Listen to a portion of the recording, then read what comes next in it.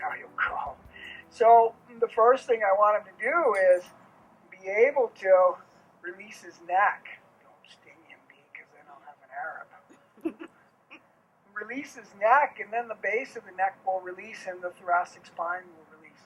This is really what we're working on from here to here, but it comes from the brain, So allowing him to move his feet in the beginning and just let him kind of stretch out and relax is what we start in the beginning for. And so that they can get forward motion, the ability to regulate that to the nth degree and adjust your horse's posture when you're an endurance rider is critical.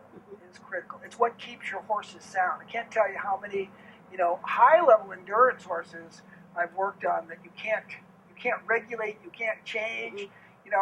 If their leg falls off, they just keep running until they find out about 4 miles down the road that they're only on 3 legs.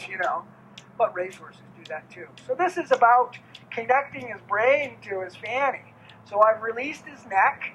I'll take his head a little bit towards me, and I'll just bother him. I don't want him to really go anywhere. And you see what he does with his posture. So that's what I'm working on, is his posture. And that's why we don't canter a horse like that, because they'll be like that and like that. And you'll set that, and you'll only have one lead. Don't even think about the other lead or a flying change, because that's never going to happen unless you just throw them in there once. You'll get it once or twice, but that'll be about it.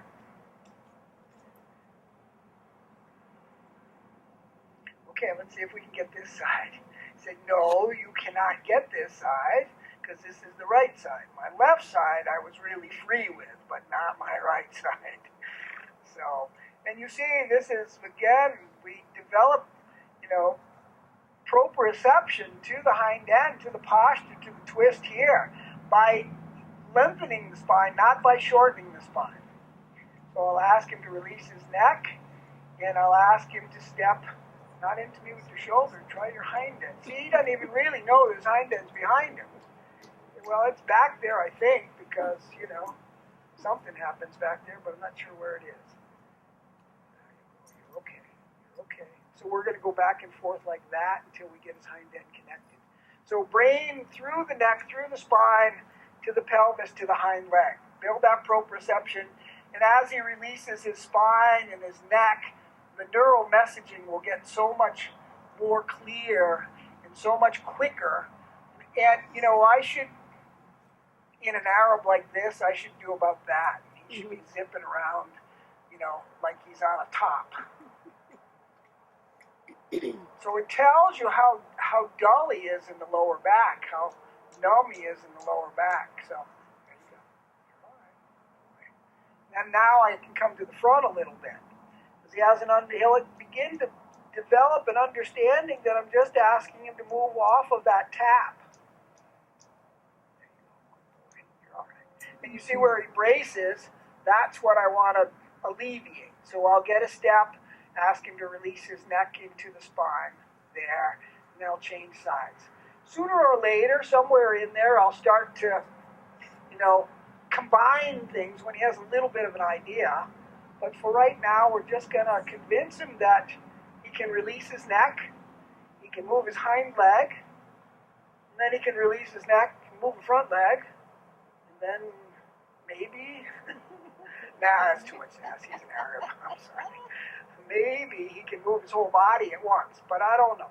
So this side, he's quite a bit more bracy, so I'm going to wait on him there. On him on the right, I'm going to turn my hand around so I have the palm of the base of my hand towards the bit, so I can just turn my hand and kind of ask him down that way. Usually the other way is a little bit softer, but because he's pretty bracy on the right, I can just kind of, steady that connection this way. There you go. There you go. You see how he kind of went to step and his hind leg went that way?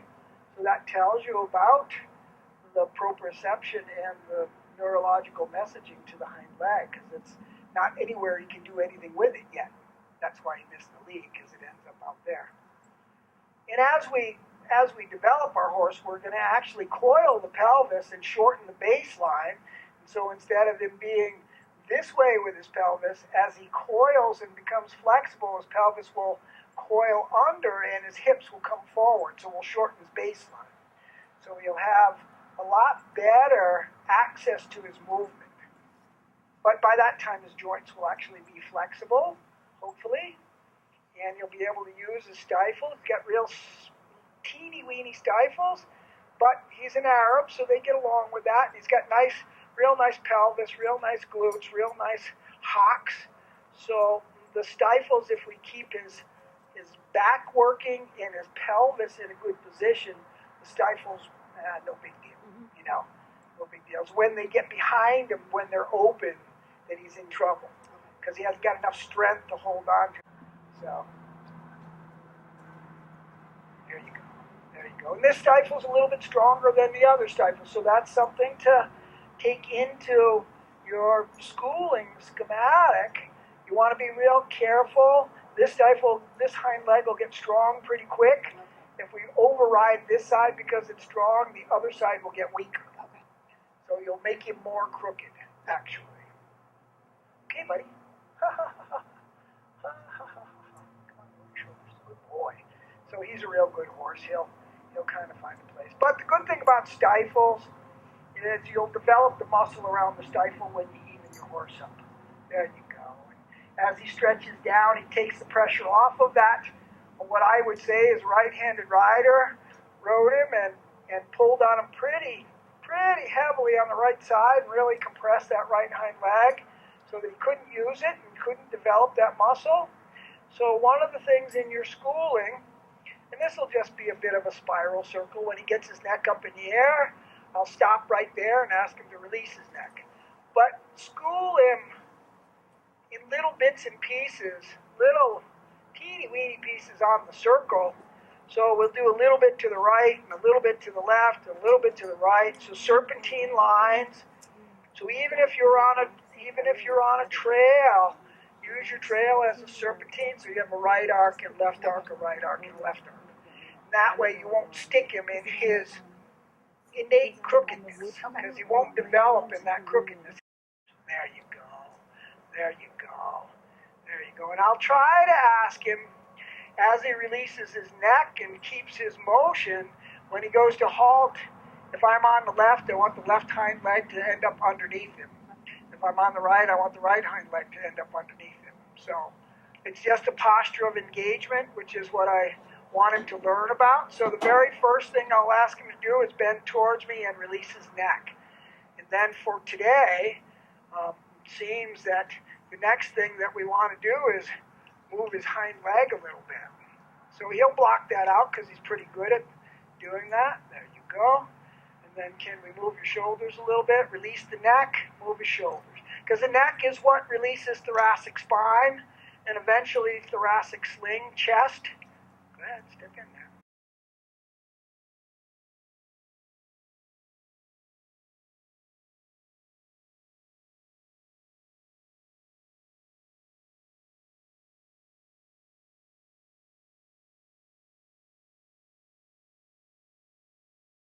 There you go.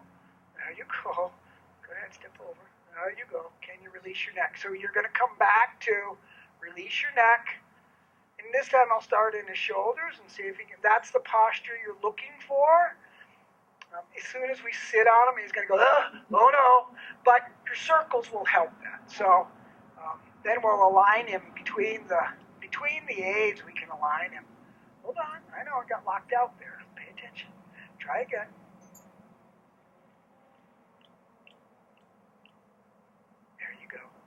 In every step that he puts that hind leg up underneath his rib cage and forward is an engagement, but it also builds proprioceptions. It positions the hind leg so the joints flex. And every time those joints flex in a more correct way, the more flexible he'll get and the more he'll lift. The more he lifts, the more he engages, the more he engages, the more he lifts, the more flexible he'll get, unless we force it. Then it'll be too much and he'll not lift. It'll actually start to go into spasm. There you go. Can you release your neck? There you go.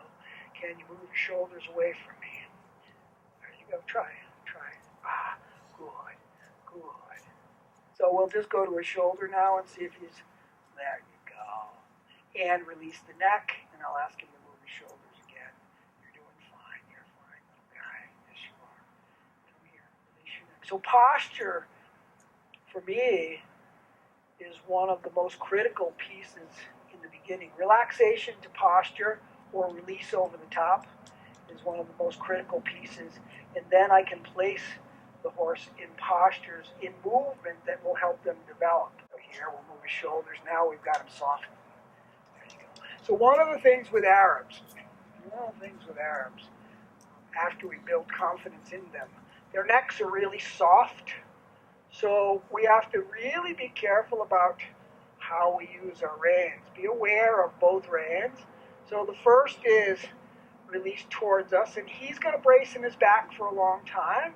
So I'm going to ask him to release towards me, here to the right and downward.